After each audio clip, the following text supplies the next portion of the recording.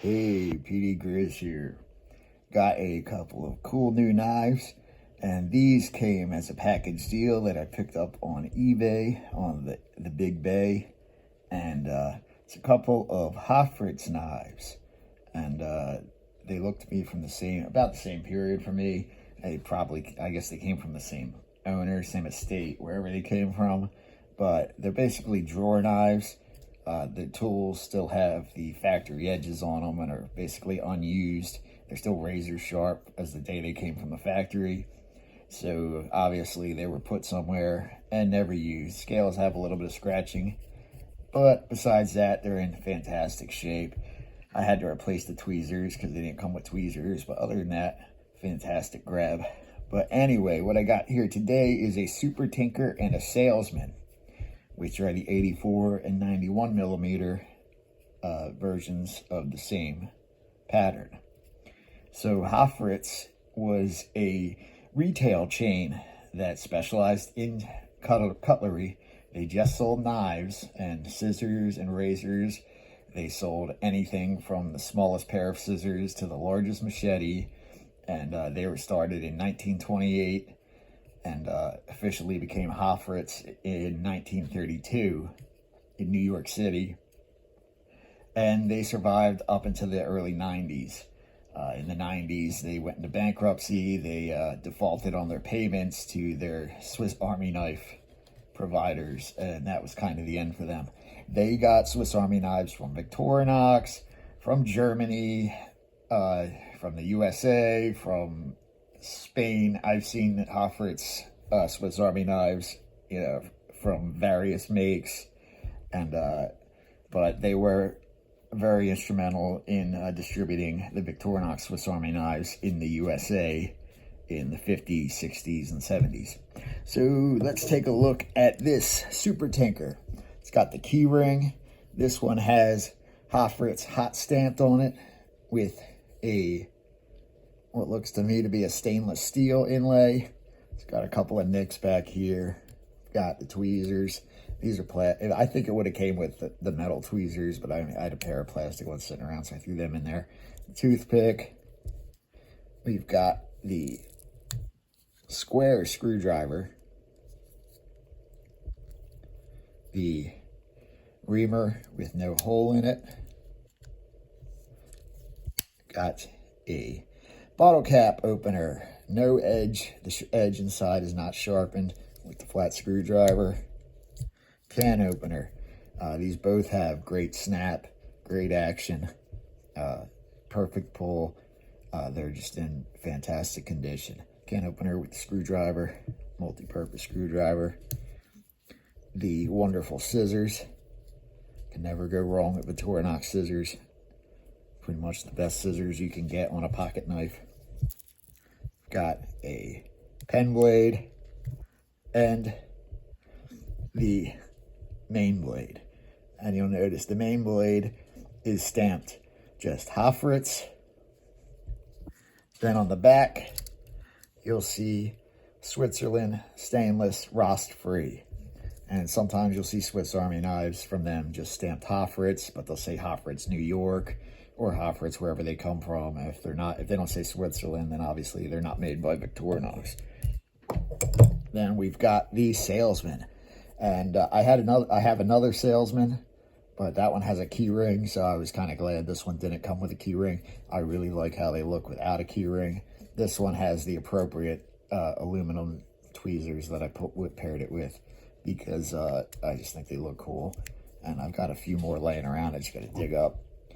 And again, we have the square screwdriver, the reamer punch with no hole in it, a slightly smaller can opener, bottle opener. Better call it a bottle opener or somebody will call me out. With screwdriver, again, they no longer sharpen the edge by this point. I estimate this somewhere, in the mid to late 70s. And you'll notice one difference between this and the Super Tinker is that this Hoffritz is inlaid, whereas the previous one is hot stamped. And one giveaway is that in the hot stamp, the letters have slight separation between them. whereas the inlay, they're all connected. That's an amazing inlay to me. The detail to get that fine of an inlay is just incredible to me. Like, it blows my mind. It seems like that would be incredibly difficult to produce those tiny letters so precisely. Then we've got a wee little can opener. It is slightly smaller than the 91mm version. Got the rare and highly sought after 84mm scissors. You'll also notice that these are black. This is a black oxide spring instead of a chrome spring, and that's something you see often in the mid and late 70s. And then we've got the main blade, just stamped Hoffritz, Switzerland, stainless, rust free.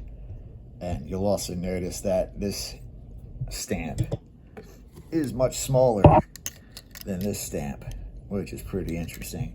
The online guides say that this stamp was used from 57 to 86. And of course, where would I be without the pen blade? And I've got a theory about why they might have switched from the clip blade to the pen blade. This is based on absolutely nothing, but I love the pen blade. I like having the two different blades on the knives. The clip blade, I'm sorry. But I think they might have gone with the pen blade because the clip blades have a finer tip that is easier to break, and it seems like that would be a logical step to use the spear type pen blade, and that gives it a little more meat back here and might make the tips survive abuse a little bit better. But like I said, that is just a guess. A lot of people wonder why they got rid of the clip blade and Wenger kept the clip blade. But, other than just because they felt like it, that seems like as good a reason as any. So here we have them side by side, if I can get them in shot, so you can see the proportions. Just 7mm, just a little over a 1/4 inch, about 2.28 inches smaller. So there is a cool matched set of Hoffritz Salesman and Super Tinker. I picked these up for like $37.75. Of course, the scissors weren't even pulled out of either of them. They were just identified as a 5 and 6 tool Hoffritz Swiss Army knife. And I could just barely in the picture see the third layer on the 84mm, and I could see the top of the scissors peeking out of the Super Tinker.